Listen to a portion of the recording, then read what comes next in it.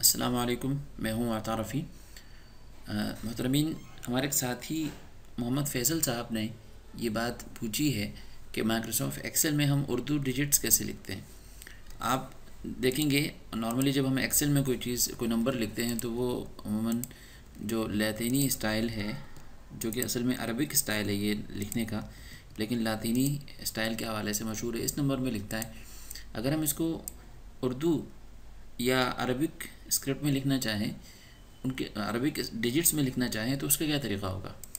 तो इसका एक आसान तरीक़ा ये है कि सबसे पहले आप इंसर्ट में जाएं, वहाँ से सिंबल में जाएं।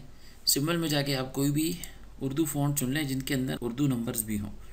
मिसाल के तौर पर जमील नूरी नस्तालिक़ हम लेते हैं, तो जमील नूरी नस्तालिक़ जैसे फ़ॉन्ट्स के अंदर आपको इंग्लिश नंबर्स भी मिलेंगे और उर्दू नंबर्स भी मिलेंगे। तो आप कोई भी उर्दू नंबर ले लें और क्लोज़ कर दें। अब देख रहे हैं कि इस सेल के अंदर हमारे पास एक जो है वो उर्दू में आ गया है। हम सेल का फ़ॉन्ट भी चेंज कर देते हैं, यहाँ से जमील नूरी नस्तालिक़ कर देते हैं, तो और फ़ॉन्ट साइज़ भी यहाँ से 16 कर देते हैं। तो आप देख रहे हैं कि हमारे पास जो एक लिखा हुआ है ये उर्दू डिजिट लिखा हुआ है।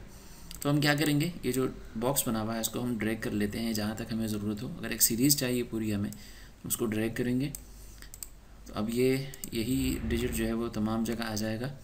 फिर हम तब्दीली करेंगे, तब्दीली करते हुए इसकी शक्ल दोबारा वही लैटिनी स्क्रिप्ट हो जाएगी, लेकिन जैसे हम बाहर निकलेंगे तो जो डिजिट्स हैं हमारे वो उर्दू रस्मुल ख़त में ही रहेंगे। तो इस तरह हम लिखते हैं एक्सेल के अंदर उर्दू डिजिट्स। उम्मीद करता हूँ कि ये वीडियो आपके लिए मुफीद रही होगी। वीडियो को लाइक कीजिएगा और कमेंट भी कीजिएगा और शेयर भी कीजिएगा। बहुत शुक्रिया।